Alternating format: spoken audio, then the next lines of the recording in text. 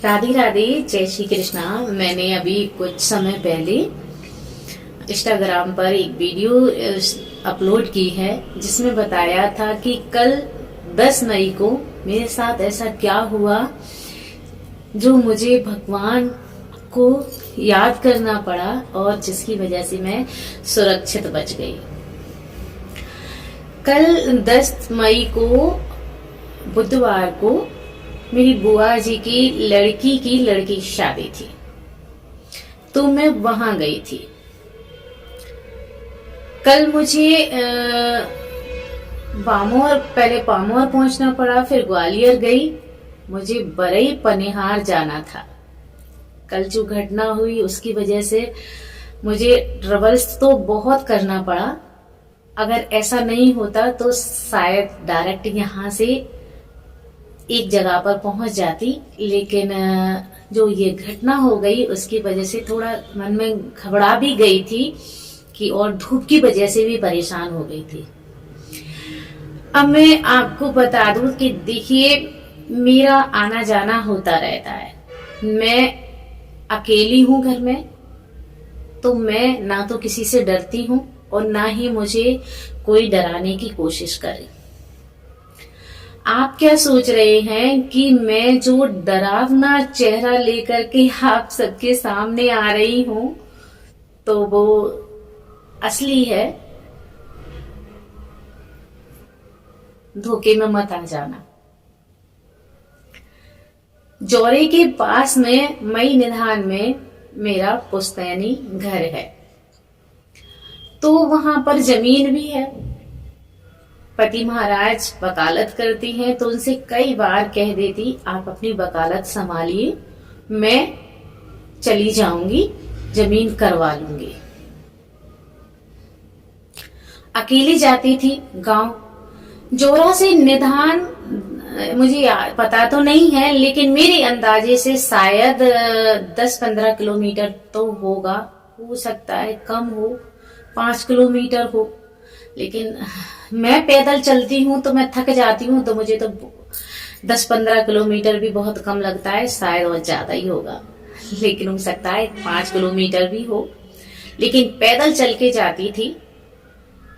2-4 बार गई भी हूँ, फिर बहुत थक जाती थी तो गांव में पहुंच के फिर मतलब जमीन पे जो काम होता है वो वहां मुझ पर फिर होता नहीं था। फिर मैं मतलब थक जाती तो ऐसा लगता कि अब जाके सो जाओ।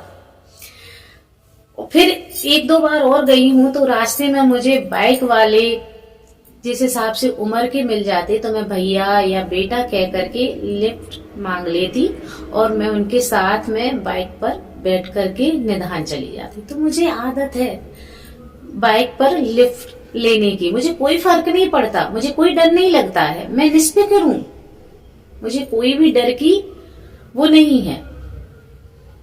और 1-2 बार पटिया वाले बाबा पर भी गई हूँ, तो उधर से अकेले आने में मुझे कोई ऑटो वगैरह नहीं मिलते, तो उधर से भी मैं किसी के साथ में भी बाइक पर बैठ करके आई हूँ। मुझे कोई भी डर नहीं है और लगता भी नहीं है।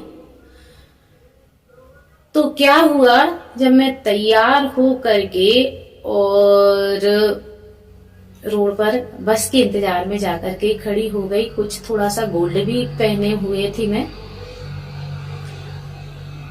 काफी समय हो गया, 1.25 घंटा के करीबन हो गया होगा मुझे। तो बस 3-4 निकल गई थी और मैंने उन्हें हाथ दिया पर बस नहीं रुकी। तो उन लोगों ने शायद मुझे तक लिया कि बस रुक नहीं रही हैं तो चलते हैं। तो मुझे ऐसा लगता है या तो कोई मुरैना से है या नूराबाद से है, जिस लड़के को मैं पहचानती नहीं हूँ। उन्होंने अगर मुझे किसी घटना से अवगत कराने के लिए यह मेरे आगे फिल्म रखी है तो मैं उनको बता दूं, आपका बहुत बहुत धन्यवाद। मैं अपनी व्यवस्था करके चलती हूँ। मैंने घर से निकलते ही अपनी लोकेशन अपनी बिटिया के लिए और पति महाराज के लिए व्हाट्सएप पर सेंड कर दी थी कि मैं घर से चल दी हूँ। उनको सब पता है, सब जानते थे वो। और आपकी बाइक पर जब बैठी मैं, तब उनका मेरे पास मैसेज आ गया था कि आप बाइक पर क्यों बैठ गई हो।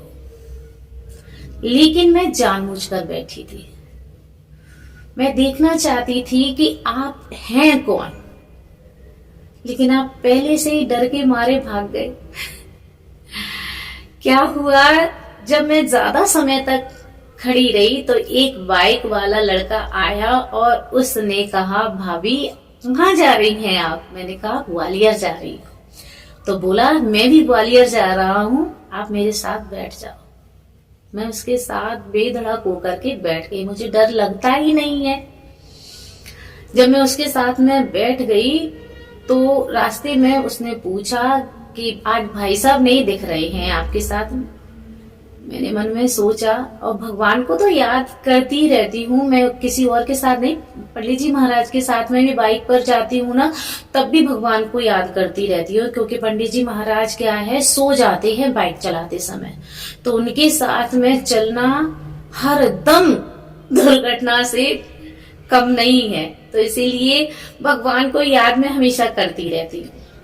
तो कल भी बाइक पर बैठते समय भगवान को याद कर रही थी। मैंने उसको कहा, आपको नहीं पता कि भाई साहब कहाँ जाते हैं? कि नहीं, मुझे नहीं पता, मैंने की तहसील में होंगे। तो बोला, तहसील में क्या कर रहे हैं? फिर से मेरे दिमाग में घंटी बजी। पहली घंटी मुझे उसने जब भाई साहब कहा तभी घंटी बज गई, क्योंकि नूराबाद में कोई भी ऐसा व्यक्ति नहीं है जो पंडित जी महाराज को, पति महाराज को भाई साहब कहे। या तो पंडित जी महाराज कहते हैं, या पंडित जी कहते हैं, या गुरु जी कहते हैं। इसके अलावा और कोई ऐसा व्यक्ति नहीं है जो भाई साहब कहे। तो ये पहली घंटी मेरे दिमाग में बज गई और उसने मुझे सतेज कर दिया कि कुछ गड़बड़ है।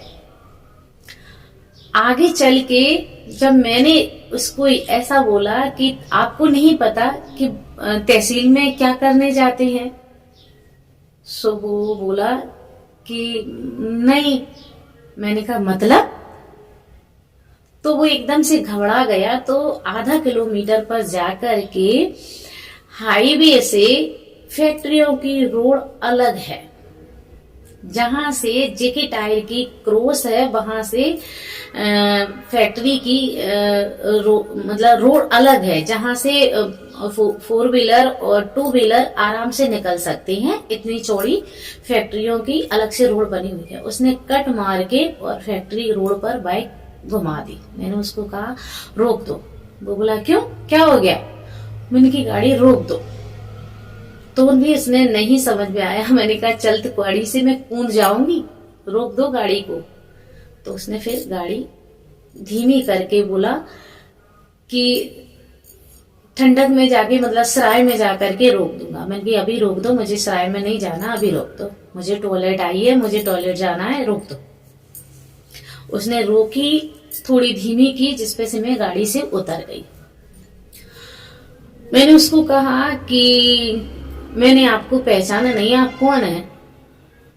कि आपने मुझे नहीं पहचाना, मैं पंकज का भाई। हमारे यहाँ मेरी जान पहचान में पंकज सिर्फ 2 हैं, और वो इतने भले नहीं है कि वो मुझे अपनी गाड़ी पर बिठा करके ले जाए, क्योंकि सब मेरे स्वभाव से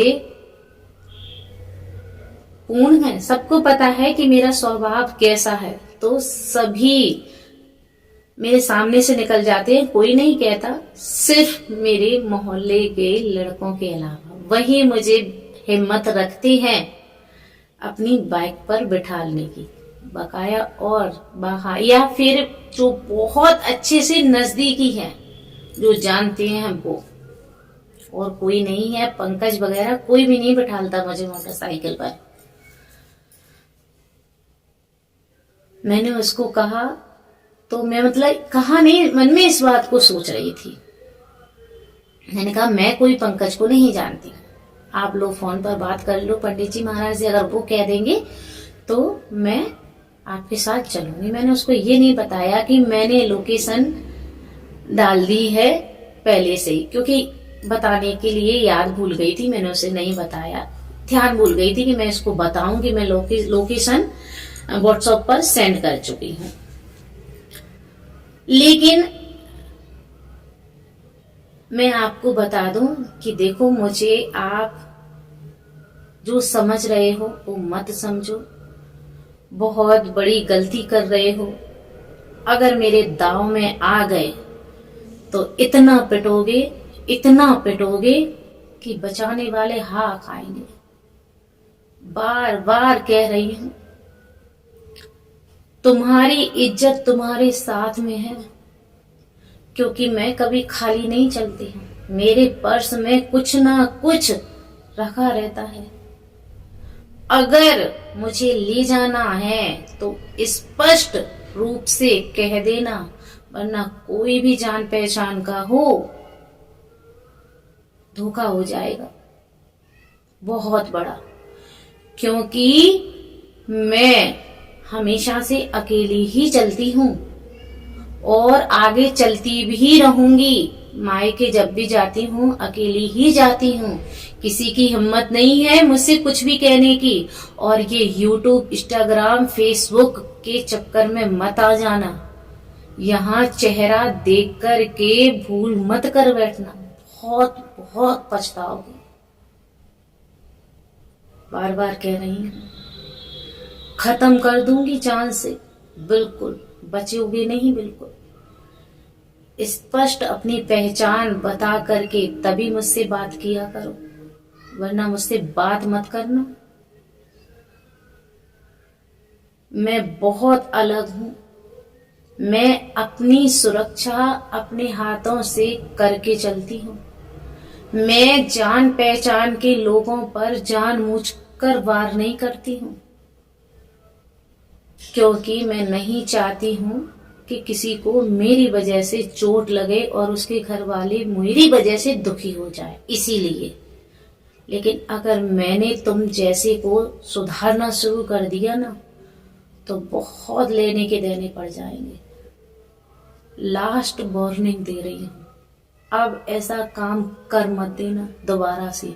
और करते हो तो अपनी छाती पक्की करके आना। अब ठोकना स्टार्ट हो जाएगा। ये नीलू है,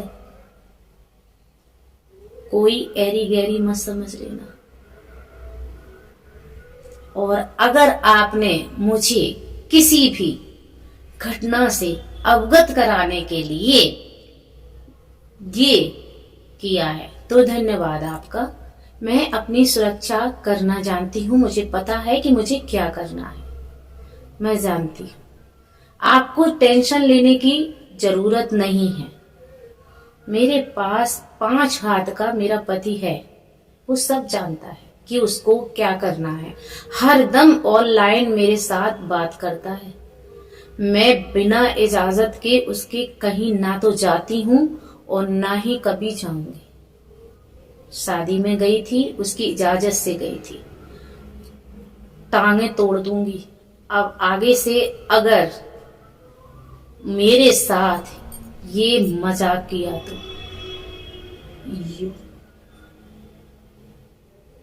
राधे राधे, जय श्री कृष्ण।